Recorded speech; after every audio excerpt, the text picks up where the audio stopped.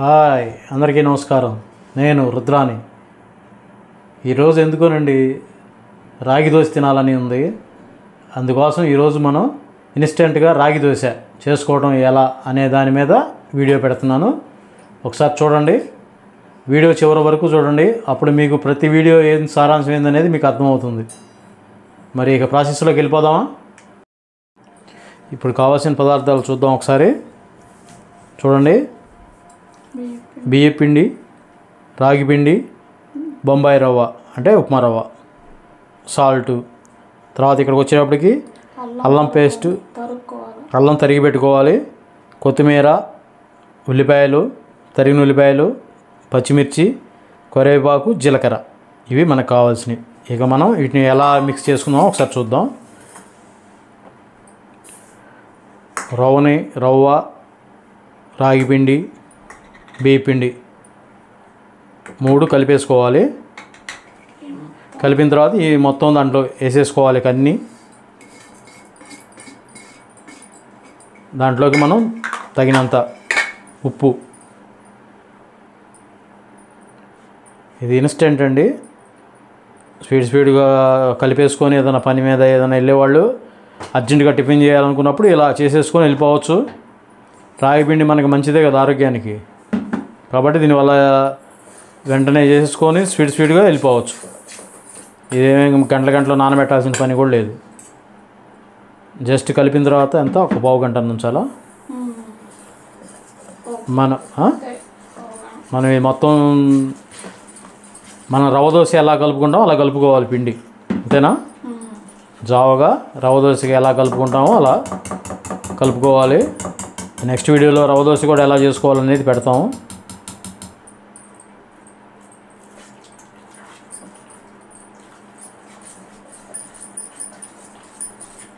ఆపుతున్నా. చూడండి, ఇలా జావగా ఇట్లా కలిపి పెట్టుకోవాలి. మనం ఇట్లా ఉండాలి.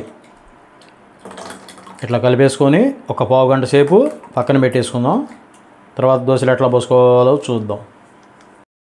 ఫ్రెండ్స్, పావు గంట అయిపోయింది. ఒకసారి గ్యాస్ వెలిగించుకుందాం. వెలిగించుకొని అట్ల బెండం పెట్టేసుకొని కొంచెం కాగేదాకా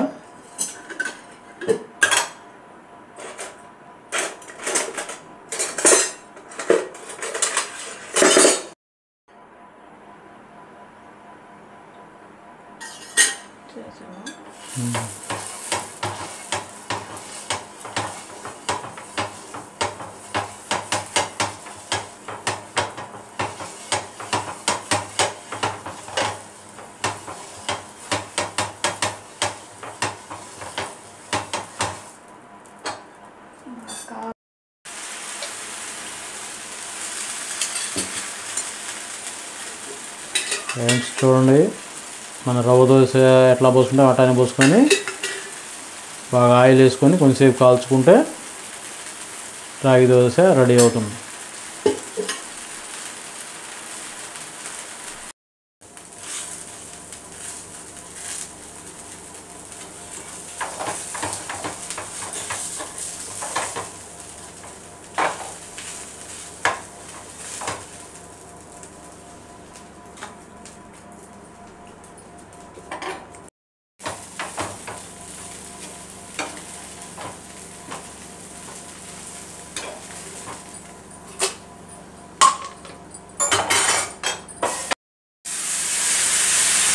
ఫ్రెండ్స్, ఇది టేస్టీగా ఉంటుంది. ఎందుకంటే మనం జీలకర్ర, అల్లం, ఉల్లిపాయలు, పచ్చిమిర్చి వేసాం కాబట్టి బాగా నోటికి రుచిగా ఉంటుంది. రాగి పిండి అంటే మన ఆరోగ్యానికి చలవ కదా, రాగి పిండి కూడా బాగానే ఉంటుంది. ఇన్స్టెంట్ ఇది. వెంటనే మనం చేసుకొని అరగంటలో టిఫిన్ రెడీ చేసుకుని వెళ్ళిపోవచ్చు తిని. ఇది ఎందుకు లేదు, చట్నీ అయినా వేసుకోవచ్చు, లేదా మనగాడ ఏదైనా కారం ఉన్నా కారంతో అయినా తినొచ్చు, లేదా ఉత్తదైనా తినొచ్చు.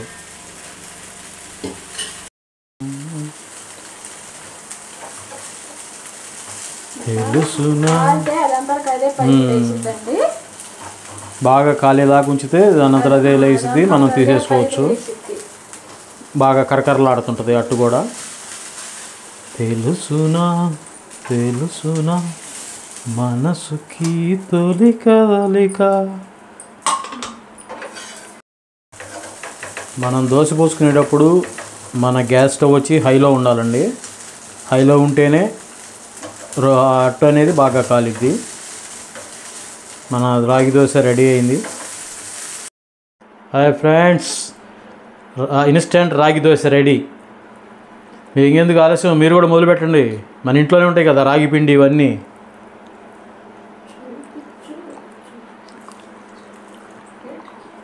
ఫ్రెండ్స్ ఇదిగోండి ఇన్స్టెంట్ రాగి దోశ రెడీ. ఏ పచ్చళ్ళని నంచుకొని తినొచ్చు. నేనైతే పండుమిరకాయ పచ్చళ్ళు నంచుకొని తింటున్నా. ఫ్రెండ్స్, నా వీడియో కనుక మీకు నచ్చినట్లయితే లైక్ చేయండి, షేర్ చేయండి, సబ్స్క్రైబ్ చేసుకోండి. ప్రతిరోజు వీడియో పెడుతుంటాను. మీరు సబ్స్క్రైబ్ చేసుకున్నట్లయితే అది మెసేజ్ రూపంలో మీకు వస్తూ ఉంటుంది నోటిఫికేషన్గా. ఫ్రెండ్స్, మీ సపోర్ట్ మాకు కావాలి. Bye bye. ఓకే, నెక్స్ట్ వీడియోతో కలుద్దాం మళ్ళీ. మీ రుద్ర.